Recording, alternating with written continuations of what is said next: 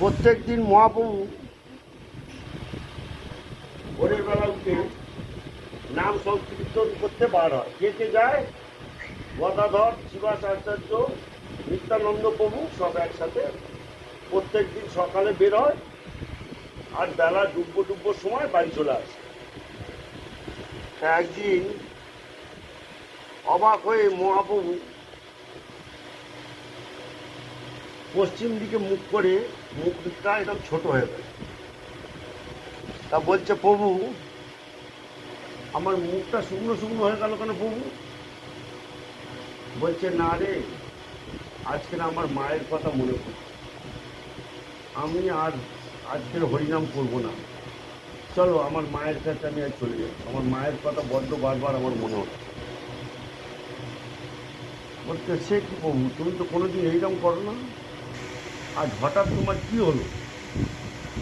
বলছে, কি হচ্ছে আমি নিজে বুঝতে পারছি না, আমার মায়ের কথা বারে বারে মনে পড়ছে, চলো আজকে বাড়িতে। তা আস্তে আস্তে সন্ধে হয়ে আসছে আর বাড়ি ফিরছে। আর সচিমা তখন বলছে, আমার নিমাই কখন ফিরবে, কোন সকালবেলা বেরিয়েছে আর এখনো পর্যন্ত ফিরছে না।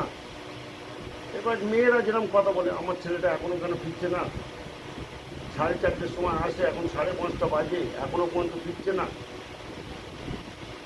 এই কথা বলতে বলতে মহাপ্রভু হাজার হাজার লোক নিয়ে আসে।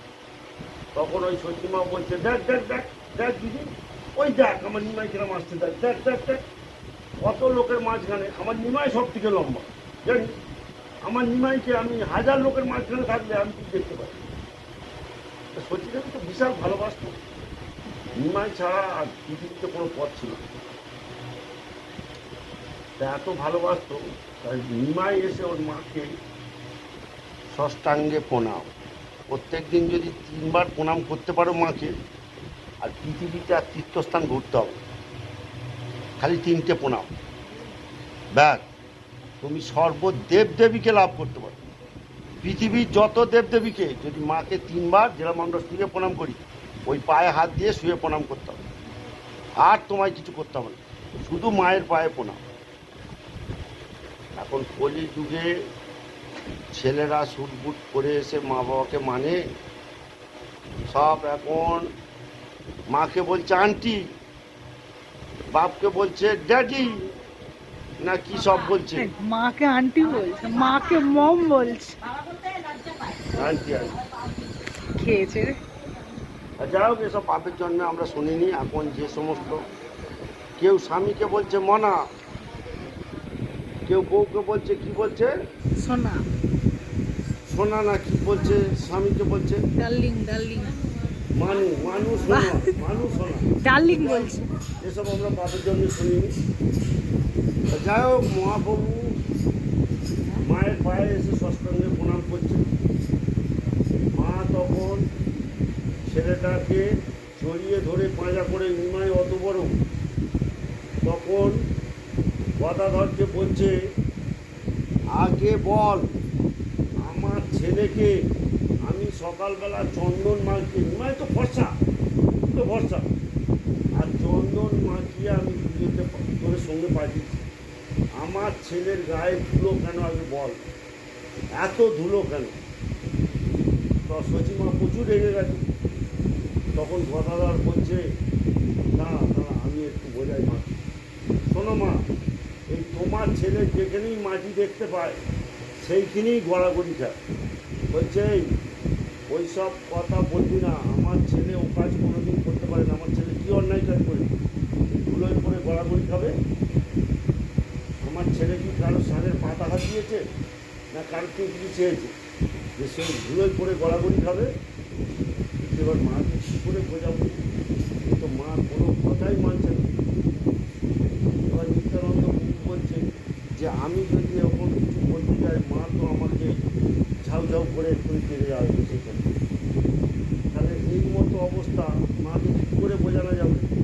তা মা তখন বলছে, নিমাই তখন বলছে যে মা, আমার মাথায় হাত দিয়ে প্রতিজ্ঞা করো যে আমি তোমায় যা বলবো তুমি সেই আশীর্বাদ দেবে।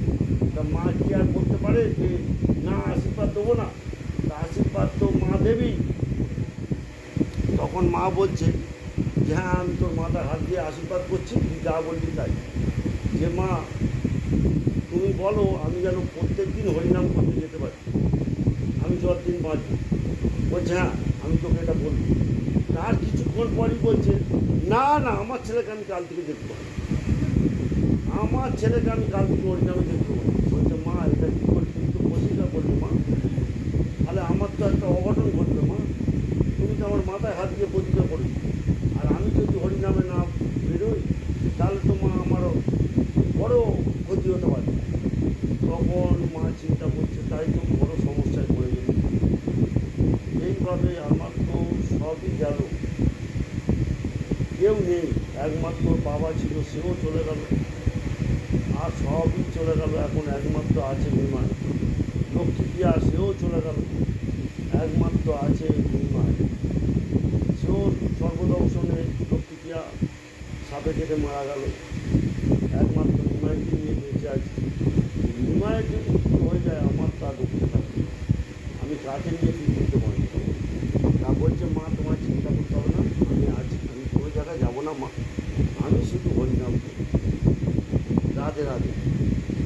এই পর্যন্ত আজকে থাক, আবার একদিন বলবো।